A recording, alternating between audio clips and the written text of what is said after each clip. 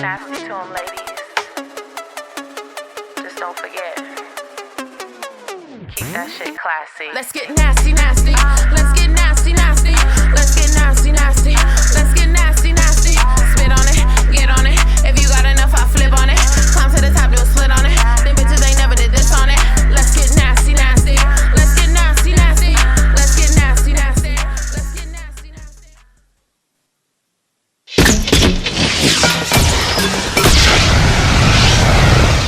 What's good, everybody? Welcome to TalkSpicyHER. It's the lit one, Ritzy. And Big Memphis. Bringing back Talk Spicy with a twist. Today's episode, we're talking about mental health and substance abuse. Yes. Okay, I just had to double check. But I think we have the perfect guest that is kind of knowledgeable about everything that we're going to talk about today. So, Samantha, thank you for coming on the show. Yes, thank you, girl. So glad to have you. Yeah, so we're just going to kind of jump right into it and see where it goes. Little girl chat, okay? Down. All right. Okay, so I'll start off. All right. I'm going to look at my phone if you don't mind because these are my notes. Sounds good. All right. So since we're talking about substance abuse, one of my first questions is, was there anything specifically that like triggered you to use? Yeah, I think that when I was much younger and using in high school, there wasn't so much a trigger at that time. It was more like just having fun. Mm-hmm. But I think as I got older and I didn't know how to deal with my mental health issues like depression or anxiety, that's when I would find myself using to try to like mask those feelings. Yeah. Yeah. So do you feel like you already had a mental health issues were pre-existing before you started using? Yeah, absolutely. I think for me, I think that mental health and addiction go hand in hand. I know that's not true nor the case for every addict, but it does play a big part. And I know for me, my depression came at a young age. Well, because depression, I think, is like biological, right? You're like it could be. With a genetic. Yep. So I think I was like, my brain was already that way. And they say addiction is a disease, and so people with addiction, their brains are different too. So I would probably say I was born that way, you know. But I mean, there's probably signs early on as far as like, I hear a lot of other addicts say this too, and I know this resonates with me, is like not feeling a part of, feeling different, and so like feeling the need to do something to like change that, you know, like not knowing really how to handle emotions. What do you feel like made you feel different? Like what made you feel like you were an outsider? Yeah. If you can pinpoint it. Yeah, no, that's a really good question. I don't know. Honestly, I think that now that I'm older and have more knowledge, I think that I can understand that we're all different. And we probably every person feels that way in a sense. I think with me though, it was just like, it came from like trauma too. So it was just like not feeling good enough. And I don't know. And then when I did experience using, it's like it made me feel like I could be confident and stuff like that. And so I think that's where it came from. Yeah. Now, when you say you feel like it was something you were born with, do you feel like your parents had addiction issues or depression issues? Yeah. So my parents definitely had addiction issues. So my dad was a heroin addict, and my mom, I think she kind of used whatever back in the day. You know. Is this pre you? Or yeah, this is before me. Yeah. Okay. So my mom and my dad met in a 12-step program of recovery. That's where they met. So when they had me, they were both sober. But yeah, so. I mean, I think addiction can run in the family for sure, and so I could probably say I got that from them. But my brother's normal; he doesn't have any addiction issues. So I think that you can have addiction in your family, and it can affect you or it can't. I think it's different for everybody. It's a roll of the dice. Yes. Yeah, really. Any way that it goes. Yeah. Did you ever see your parents use? Yeah, so they were sober when they had me. I'm pretty sure my mom told me she had about 10 years sober, and so did my dad. And I don't really remember much. I just know they got divorced when I was 5, and my mom relapsed, and I'm pretty sure my dad did too. I remember them not sober. Yeah. Yeah. Oh. Yeah, they were not sober. Yeah. When I was getting off the bus from Trask Middle School and all that stuff and going home, it was not a normal life. You know? Yeah. It was very chaotic. Mm-hmm. But I mean, there's people in recovery that have perfectly normal lives. For sure. And that's the thing that's crazy about addiction, is it can affect anyone. You know, it can affect, a doctor, lawyer, someone of middle class, lower class. Like, it doesn't matter. It doesn't matter what your race is. No. Nothing. Yeah. It doesn't matter. I have a question. Do you think addiction is already there, like within whoever, and then once they try a certain type of substance, that you get what I'm saying, that is what they're like, okay, this is it, this is what I've been missing. Yeah. You know what I'm saying? Yeah. No, yeah. I think that I think that people have like a drug of choice, but some people will do whatever. I know for me personally, my drug of choice was heroin. It didn't start off that way, and we can get into that in a little bit if you want. But yeah, I think there definitely people can gravitate towards things depending on how their addiction came about. But where I thought you were going with that question is like, because I think there could be some, because there's the argument of like, well, why did you use and took it to this extreme and then other people don't, you know, like, why don't you just stop? And a lot of people think that way, and there's just something different, I think. That's where the illness comes into play. Yeah. And I mean, I've thought about it before, because I remember the first time I smoked weed, I was 13, and it was right by that Lowe's grocery store at the end of Murrayville. People from Wilmington know what I'm talking about. And I remember I smoked weed for the first time, and I don't think I became like obsessive about it or anything crazy happened, and I just went on living normally. But like as things went on, it progressed, and that's where I think it becomes different.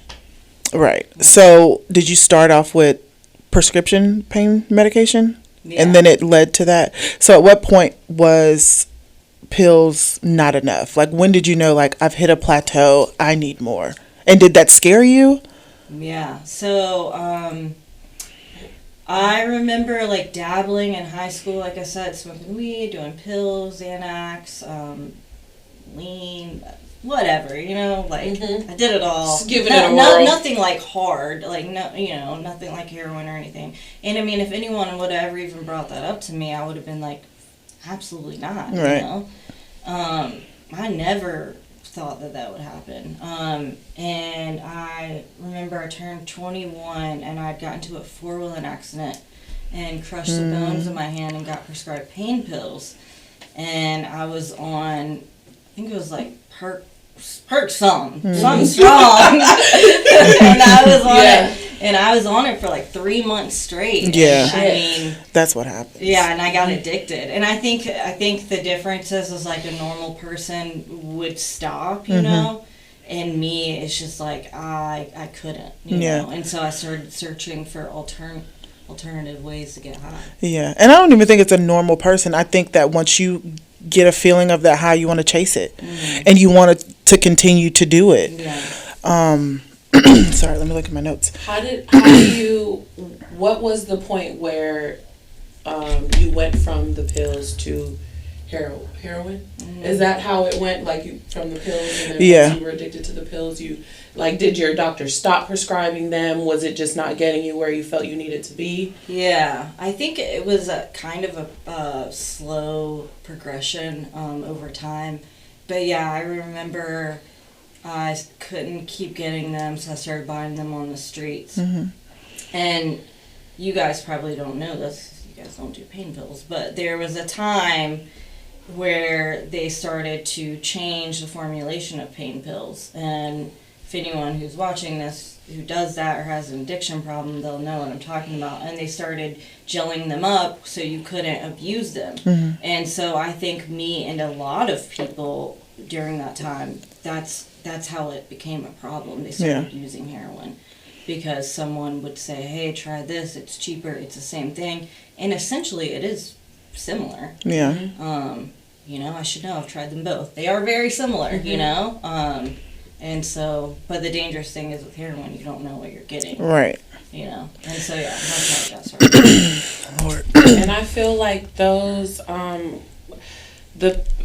like you said, the only difference is one's coming from a doctor, one's coming from, you know, the street. There's not much difference. They're both a drug, essentially. Is. Like, that doesn't make you better than me because you're getting it from a doctor. I'm just trying to afford what I can afford, but I want the same thing that you're getting. And I think a lot of people just have the misconception because I'm getting it from a doctor, it's not the same. I'm, you know, looking down on people who are struggling with that, you know, with that addiction. Yeah, and when they did start like making it different and making it to where you can't cut it up or you can't snort it, I feel like that's because they knew.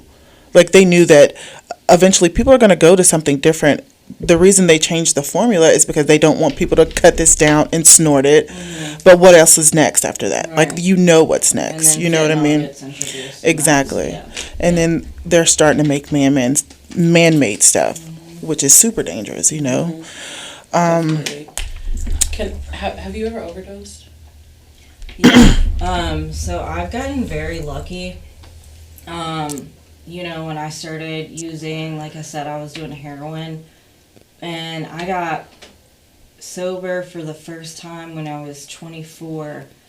And I stayed sober for 4.5 years. And then I relapsed again. But what I'm trying to say is that when I started using again, fentanyl hadn't been out for very long. And I didn't last out there for very long. But when I was out there during that time, I overdosed. But before that, I had been clean, and before that, it was heroin, and so I never overdosed. And I guess what I'm trying to say is once fentanyl started coming out, a lot of overdoses started happening. Yeah. And that's when I experienced my first overdose. Not that, I mean, heroin's bad too, but I mean, fentanyl is like, what, I think 100 times more stronger or something? Oh, heck yeah. It's like a pin needle worth of it can, you know, take you out. Sheesh. But that's why it's so dangerous what people making those pills, and people are dying from them because they don't know what they're putting in that. You don't know what you're pressing it with, how much they're pressing it with, you know.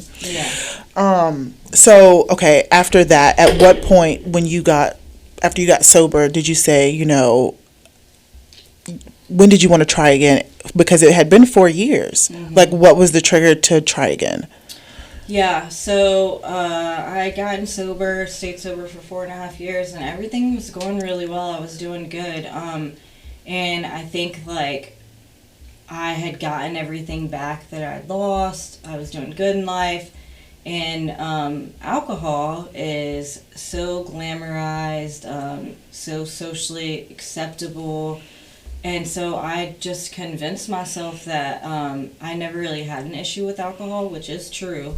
And that I could just drink alcohol. And I think that happens a lot, you know, and especially here, and especially kids in their early teens and 20s working in the restaurant industry and stuff like that, in college, you know, a lot of these kids do in fact drink alcoholically, you know, binge drinking. It's blackout. Their goal is to black out everywhere, you know, and so it's really hard to try to understand, well, what's different between me and this person. And so you start to compare yourself and start to think, well, maybe I can drink normally now, you know. And so that's what I tried to do. And I did drink normally for a little bit, but the problem that I had is that, you know, alcohol changes you and influences your decisions. And lets that guard down. Yeah, and so eventually, you know, you're drinking, people are smoking weed, you start doing that, some people are doing Xanax, you know, so it was like it was a slow progress into that life again, but eventually I went back to my old life and I lost everything again. Yeah. You know. And at what, were you, 28? Yeah, I think I was about 28 then when I'd relapsed. It was in 2018 I'd relapsed. And it got really bad. I was all the way in Salt Lake City, Utah, living. Yeah, and I wouldn't say I lost everything, but I definitely, I lost my job. I was working at a freaking treatment center at the time. A lot of my friends didn't want to talk to me anymore. And eventually my mom, who is a big part of my life, she's my best friend, and she actually is sober again now.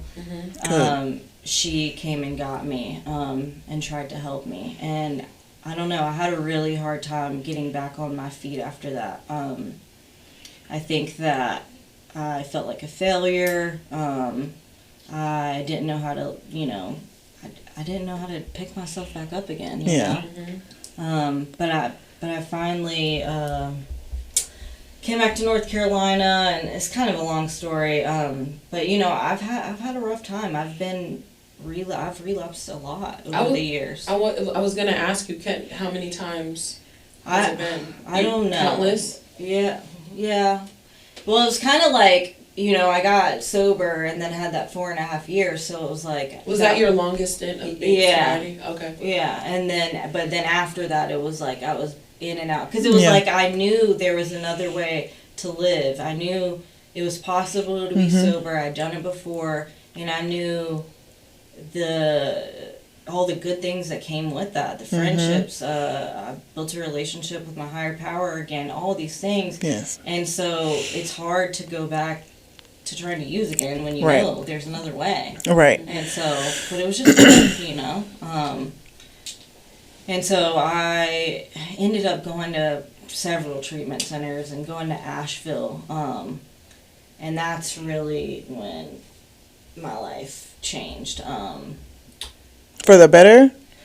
When you went to Asheville, or? Yeah, I mean, for the better, but also for the worse. I went to Asheville and started trying to be in recovery again. I went to sober living, which we can talk about that too, like resources and stuff. But yeah, I went to sober living, and I was doing good, but I ended up relapsing again, and I can get into that if you guys want. But what? Do you have a question? I was just going to ask, when you do get clean and you get yourself together, are you using a maintenance drug, or are you doing this cold turkey? Like, do you have to use Subutex or Suboxone, or do you go through like the withdrawal period and like are in crisis, or do you have to get like some some medicated treatment? Yeah, I think that's a good question. I think that me personally, I think that if someone needs to do MAT to be able to get off a substance that can potentially kill them, and that's what they need to do to like continue to live a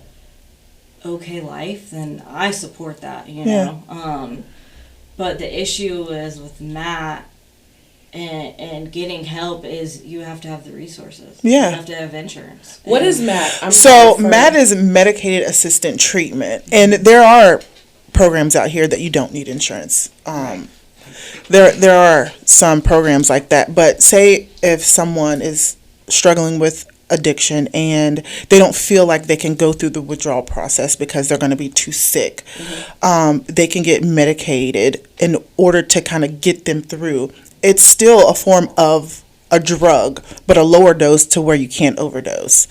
And you can't use it. Yeah. You can't continuously take it so that you can continuously get high. It's going to cap out. Like, you're not going to get to where you probably want to be as an addict. Right. So it's just a drug that's going to assist you into pretty much getting back clean. And then eventually you're going to have to wean yourself off of that, because that's also a drug that's in your system. It's keeping you comfortable, but it's not going to... Or some people live on it for years. Yeah. And they stay there on a low dosage for years in order to pretty much be normal. Yeah, it's a maintenance drug. That's exactly what it is. MAT. Yeah. Okay. Out of curiosity, what is that called, where it's a pill or some type of medication where it completely, turns blocks off that? Yeah. It's blocks. An opioid blocker, which is in Suboxone. It's naloxone and buprenorphine. Yeah. Buprenorphine is the drug that's going into your system, and naloxone is the blocker so that you can't get any more higher than what you really want. And then you have the naloxone shots. Yes. What you give someone if they're overdosing. Mm-hmm. Which is Narcan. important. Yes. I keep that in my car. Narcan, yeah. Mm-hmm. I don't know why I call Yep. it. Narcan. Yeah. Yep. Okay, I was just.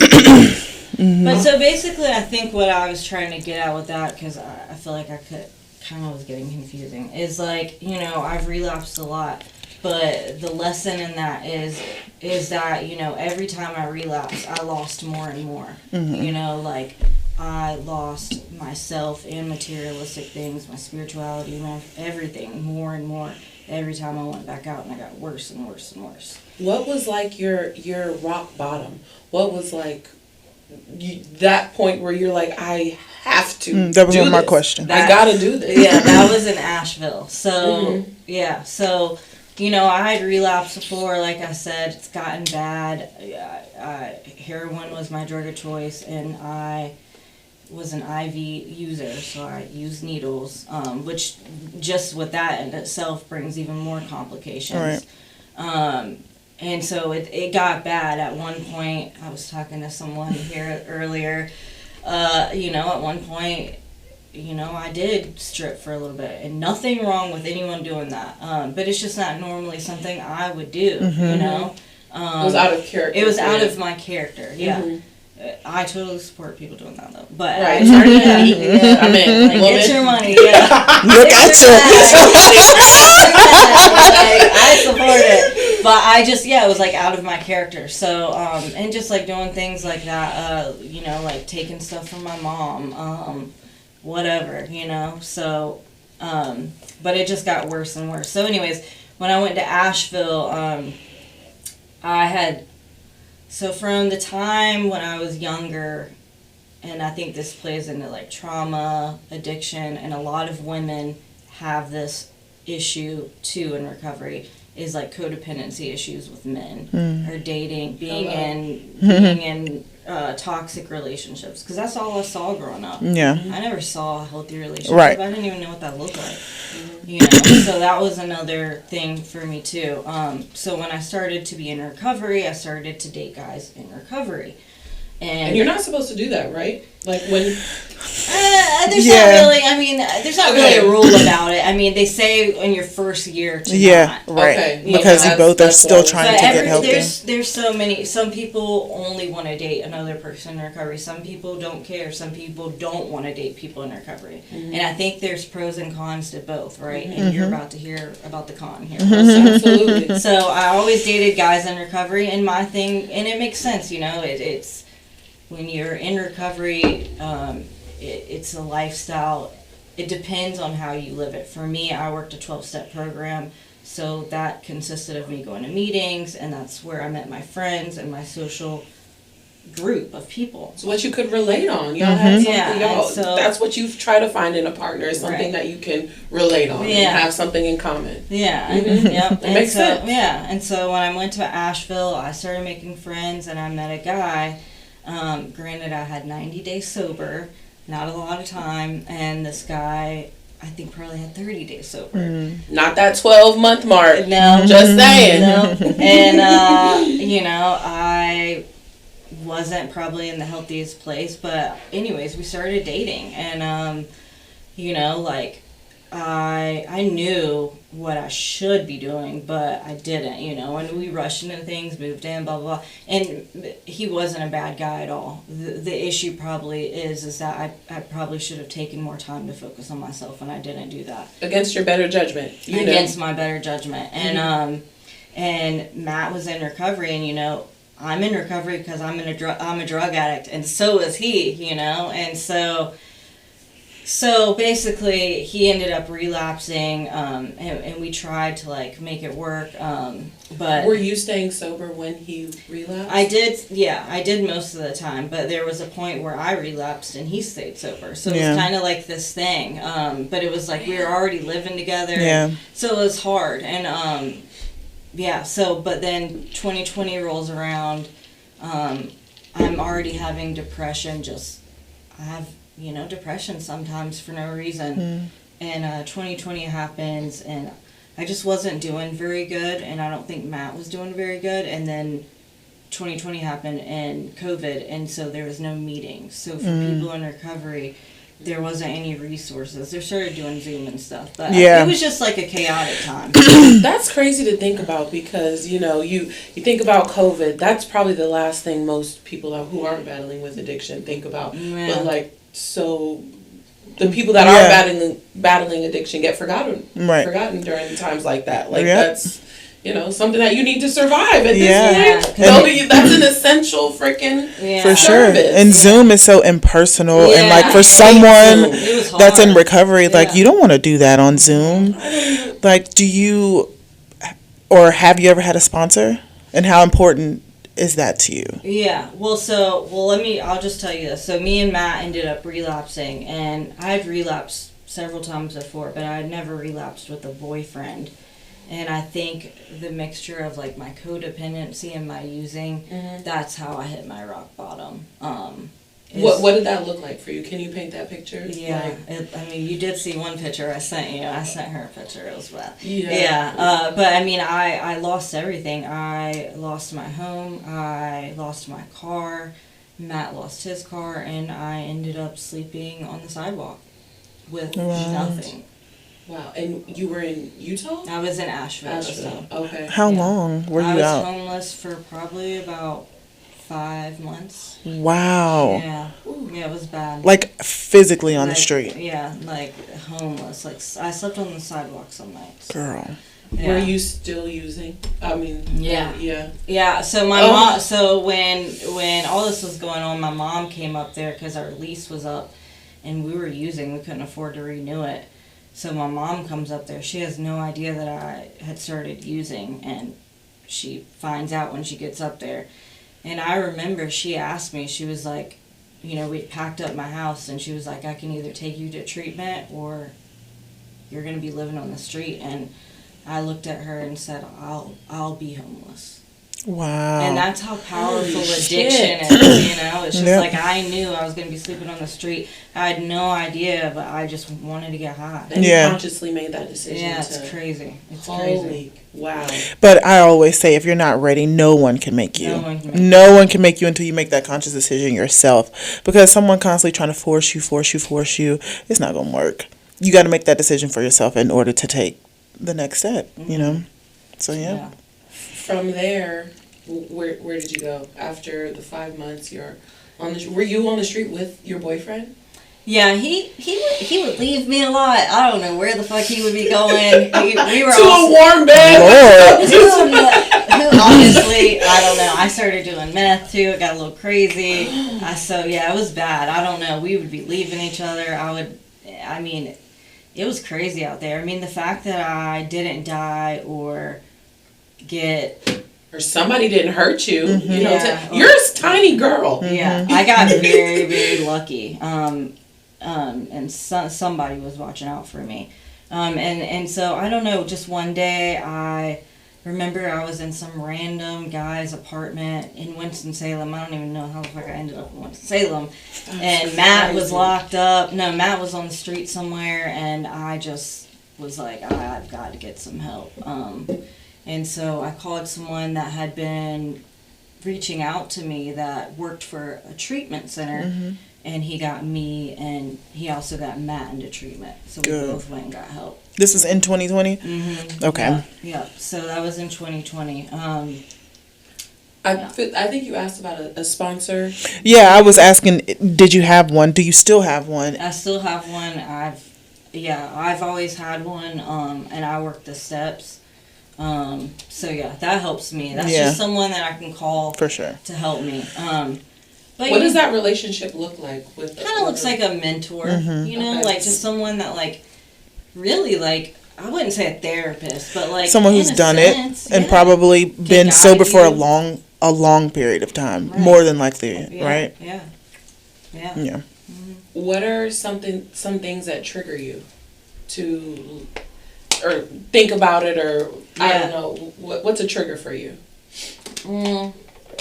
Probably just life. You're like breathing? That's so sad to admit, but No, that's being real though. Yeah. That's being real. Not everybody has to, be going through something or to see something or to Right. smell something or I don't know, Yeah. yeah, I think the older I've gotten, the more clarity I've gotten on the fact that, like, really for me it's like an emotional thing. Like, when I am feeling emotions that I don't know how to deal with, I've gotten so used to using a substance to mask that that, like, I've forgotten or really didn't even know a healthy way to deal with that. Because I never saw it growing up, So, like, so it's just, like, learning how to sit with being uncomfortable or whatever, What are your coping mechanisms now? Talking to my sponsor, journaling helps a lot. And one thing that has helped me the most is going to therapy. Good. And I started doing something called EMDR, which for anyone that has trauma, I would definitely recommend. I don't know really how to explain it. What does that stand for? Is that an acronym? Or you don't know? I can EMDR. Google it. EMDR, look it up. Go ahead. But basically what my therapist explained to me is it kind of changes the trauma in your brain, because when you're a child, you're like a sponge and you're soaking up everything. And so when you have these traumatic experiences, it shapes the way you think about yourself, about future situations, everything. So I think what EMDR does is helps to change that memory into something not so negative. Like changing your focus to something else? So EMDR is eye movement I can't read. Desensitization and reprocessing. Yeah, it almost like puts your... I can't read. I can read barely. It's almost like How do you pronounce that? you're not. I wanted to say dreaming, desensitization, but Desensitization. it's a lot of we stuff are in the not- middle. So it says is a form of psychotherapy developed by blah blah blah. This was originally designed to alleviate the distress associated with traumatic memories such as PTSD. Man, I need to look into that. That's so- Never heard of that. That's crazy. I don't know. real. When she started doing it, I was like, "What the fuck is this?" But I want But to it know works. it more. works. Looking So- into It really that does work. I don't know tonight. So this is kind of a good avenue into resources. For What sure. type of resources do you want to talk about or discuss or shed light on that you don't feel like people that are aware of? Yeah. Yeah, I think a couple of things. I think that if you are using, drinking, anything to change the way you feel, welcome to most people. But I think if it starts to like be a coping mechanism, then maybe you could have a problem. And I think a lot of people just don't even know sometimes. Yeah. That was my they- follow-up question. How do you know when you're masking it? Or Yeah. A lot of people are in denial when it's happening. Yeah, well, and especially like we were talking about that binge drinking, like it's so like socially acceptable, and I mean kids are just starting to do drugs at such a young age now. Right. But I think that if it's starting to affect your life and your life is becoming unmanageable because of it, then that's when it's an issue. And so for the resources for that can be to look up a 12-step program. You could go to therapy. You could go to detox treatment. Really, it just depends on what you need, but there are definitely resources out there. There are. I think there's a lot of stigma with it, though, and just a lot of fear, It's scary, number one, maybe even admitting that.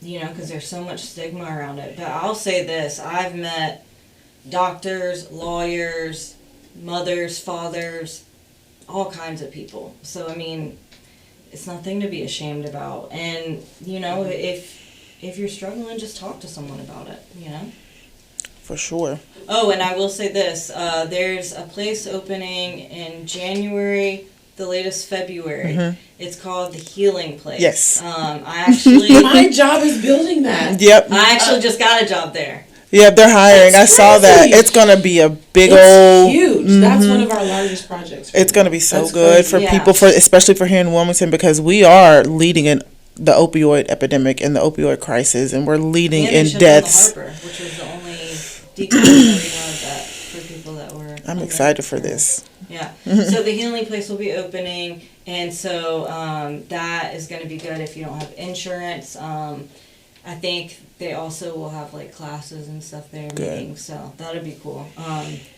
But yeah. What do you feel like was the most successful form of treatment for you? Like, what helped you the most? What do you feel like helps you the most? Yeah. Well, I definitely feel like I needed to go to a treatment center. You mean Like a place where they send you for 30 days. Okay. And it's typically called a treatment center. And it's basically you go there and they help you to medically get off of whatever you're on. you live there for 30 days? Yeah, especially if someone's coming off of alcohol or coming off Xanax, like, make sure you get medical help because you could die. You can die. You can have a seizure. So it's just a safe place to go and get off drugs, Yep. really. It's like a detox. That you detox for the first few days, and then for the rest, it's you're medically getting assistance with. How do they medically help you, I guess, wean off if they're not giving you anything? Well, they are giving you. They do give They you- give you medicine. Yeah. There's different medicines to help you. Depending on your drug of choice. Yeah. Okay. But With alcohol, you will and you can die from alcohol. Like, that's the most dangerous thing to try to just wean yourself off of, because that's a dependency. They say you can't die from like coming off of like prescription pain pills. It's just dangerous. You get really sick. But with alcohol, you can die. It affects your heart. Wow. Yeah. Interesting. Yeah. But not everyone can go to treatment. Not everyone Right. can afford treatment. And so the healing place will be good for people who can't. And I mean, if you can't go to treatment, then just look up 12-step meetings in my area. And that's free. It is. And that's what has helped me the most, because it's where I've met other people that are sober.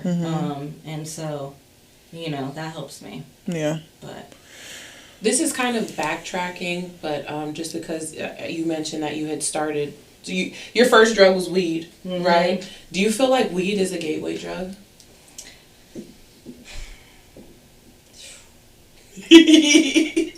And I while you think about your answer, I'm only gonna. I think any time you do any substance for that first time could be a gateway, whether it's drinking It depends on the alcohol, person, for real. anything, because like, can I use you as an example? I know you're not. They don't know who you're talking to. I'm dating somebody and they have never. You're about to be like, what? They've never drank or done anything their entire life. Good. Okay. Like, never even tried a cigarette. Kudos. But that's very unusual, you know what I mean? And so I think for that first time, whether you smoke weed, drink, if you have an addict brain, that could be like that gateway, For sure. Yeah. So I guess just don't do anything. Yeah. So I grew up. I was freaking terrified of drugs. I didn't smoke weed until I was 26 years old. I mean, given alcohol, but yeah. So I came in late to the game, and what helped me, and I always reference this to people, and they're like, "No, I hated that." But that DARE program, that shit really scared the fuck out of me. Thinking weed was just gonna have me like, anybody that smoked weed around me, I was like, "You're so dumb, it stinks, and I hate you." I tried to shame everyone. I promise you, like, that was like something for me. So that's the reason that I asked that question, because I truthfully had believed that in my in my soul. I swear to God. That is hilarious. I even went to a DARE summer camp. Like, Jesus. Scouts honor. Your mom was not playing. She said, yup. I was just. She said, my baby is on a DARE. I was so terrified. She's gonna be a counselor. That's hilarious. Look at me now, Mom. No, and like, I think that, like, I've heard stories, too, of people who drink normally most of their life and then, like, turned into alcoholic drinking later in life, like, I don't know. I think you could, like, pick it apart, but I just think if it's, like, making your relationships in your life unmanageable, there is a solution out there. Yeah.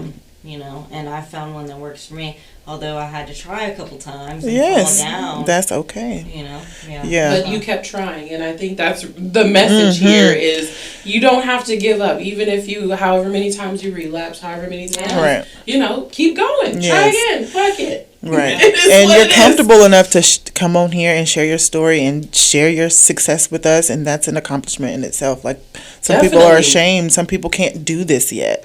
You know, so kudos to you. What's your date? What's your record? Yeah. So What's your running record? Yeah. So I just got over 2 years. Woo! That's so good, girl. That's huge. Thank you. Yes. Huge. Yeah, September 29th, 2020 is my sobriety. Nice. Yeah. Ooh, that feels That's good. beautiful. Yeah. I swear that gave me. I swear, I'm so happy for you.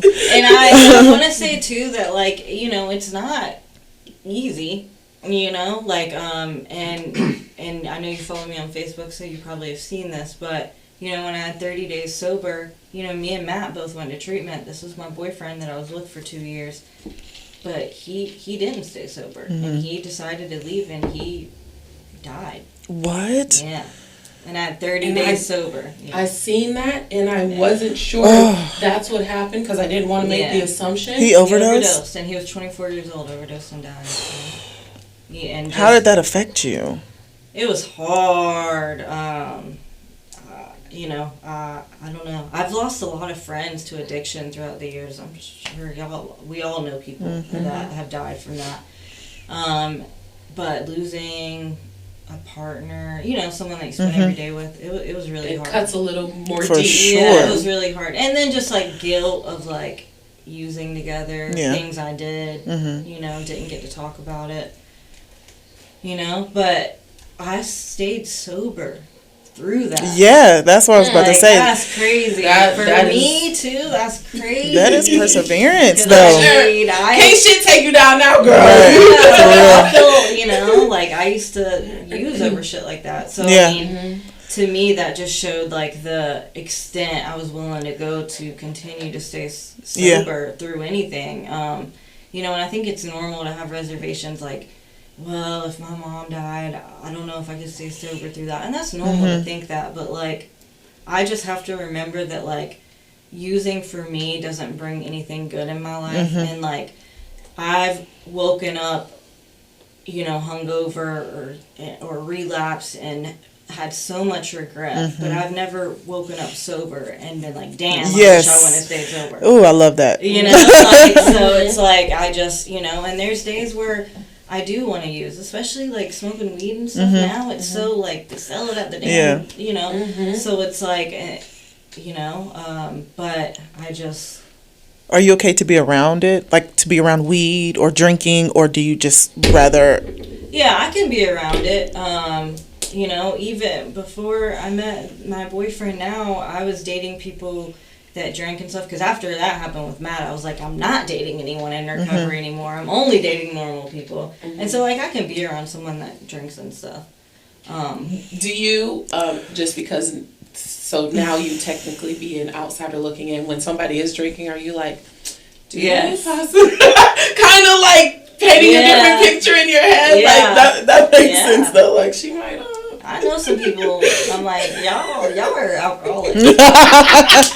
I'll let y'all figure that out. Who am I to judge? Who am I to I'll judge? let you figure it out. But yeah, I think that, you know, being in recovery should be normalized more. I think that, you know, if you see someone that's homeless on the street, just remember that that's someone's brother or sister or daughter, you know, because 2 years ago, I was literally that person. Yeah. You know, and people that grew up with me probably would never have thought I would end up that way. I never thought I'd end up that way, you know? Do you have a story where someone like treated you bad? You know, when you were on the street, or like because you were in the situation that you were in? Yeah, not so much bad. They just didn't really treat me like anything. Yeah. You know, they just, you know, but I do remember when I was in Winston-Salem, I'll never forget it, and I wish I knew her name. She was just this older black woman. I just remember what she looks like, and I was sitting there, because when I became homeless, you know, you see a lot of people holding up signs asking for money. even though I'm homeless and have nothing, I still had a little bit of pride. And I was like, I'm not holding up no damn sign. I'm not holding up no damn sign asking for money. So I found other means to make money. But anyways, I was sitting there one day, homeless. I don't know what the hell I was doing. And just, I guess, looking sad. I didn't have my sign. Just like Eeyore, like,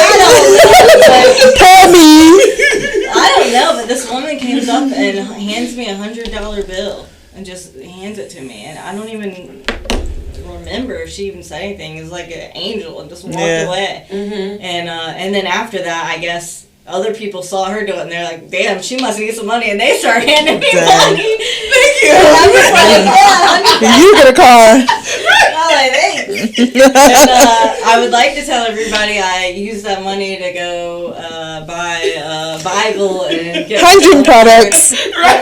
I went and got high, but I will say that I did get sober very shortly after that. And I'm not saying like go hand homeless people money, but what I mean to say is like I'll never forget that woman and that kindness that she showed me. You know what I mean? And that just like gave me some hope. That's what I was gonna say. Yeah. Is that something that kind of motivated you to move towards, becoming sober? Is like the hope or the kindness in people, or yeah, I think so in a way. Like I said, I did use that money to whatever, but like I think it did, because I was really in a bad spot right then, and I didn't even know how I was gonna eat or where I was gonna go, and. Yeah, I think it just set some things in motion for me. And I'll just never forget the people that did show me kindness. For sure. Because, I could have easily died out there or something terrible happened to me. But, yeah. Question. So, I have millions of questions. So, when they say you're in recovery because you're technically always an addict, whatever, when you are... in your addiction, are you always thinking about becoming sober? Do you get what I'm saying? Like, kind of the opposite, on the opposite spectrum of that? Yeah, I think, like I said, once you experience being sober, or like, especially for me being in recovery, so like going to meetings and meeting other sober people and like experiencing that and then using again, that's hard because you're like, that there's another way, and you have that little voice whispering. Yeah, that's exactly what it is. Yeah, it's like that what you're doing is not good, right? Do you have any? No. So how's your mental health now? Like, it's doing good. I think for me, I just learned that I have to not only be sober, but I do have to take care of my mental health. So I take medication, I go to therapy, and I talk about it. Right. I think I used to be really embarrassed about it, but now I've just kind of accepted that. It is what it is. It is what it is, yeah. And I think it needs to be talked about. I think a lot of people think that if they go to therapy or take medicine, it makes them weak. But I think addicts and people with mental illness are some of the strongest people I fucking know. Yes. I mean, imagine waking up every day, not wanting to live or whatever you're dealing with and getting through that. Yeah. That's powerful. For sure. Yeah. But sometimes we just need extra help. And that's okay. It's okay to ask for help. Yeah. It's okay. Yeah. Do you have like a message that you want to send out or say or just express yourself? Anything that just is coming to your heart right now, speak on it. Okay, Pastor. Say it right now. Well, I'm super grateful to be here. Thank you guys for Thank asking you. me. Yeah, this is my first podcast, by the way. You did great. She You did. You're a natural. Thank you. I've shared my story before, and I'm pretty open about being in recovery. I've had my moments where I've had like shame about it, but I truly believe that like if I can use the struggles and hardships that I went through to help someone else, then that makes it all worth it.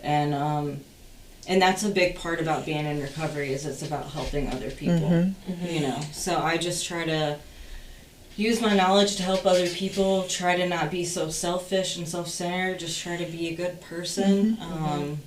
and just try to stay sober no matter what. Yeah. Definitely. Would you be okay with somebody who's currently in like active addiction just reaching out to you? Because you have a following. Like a lot of people know who you are. A lot of people kind of seen your story. That's what made me want to ask you to come on here. If someone did want to use you as a resource, could they reach out to you? Absolutely, yeah. So I think because I have been in recovery in and out for a while, I do know a lot of people, and I have a lot of resources. So yeah, if there's anyone out there that's struggling that needs help, please message me, and I would be happy to help them. For sure. Yeah. How can they find you? What were you about to say? I was about to say it's pinned at the top of my Facebook page too. Like if you guys know my Facebook, I have a whole message up there about substance abuse, suicide awareness. It's pinned on my Facebook, so there's numbers, resources at the top of my Facebook. That's awesome. Cool. Yeah. Yeah. So I don't have all that, but It's okay. you can. My Facebook is Samantha and so you can follow me on there. I know sometimes people say they have a hard time adding me as a friend. I don't know if I've like reached too many. And they could probably just follow you. I seen it, but you can.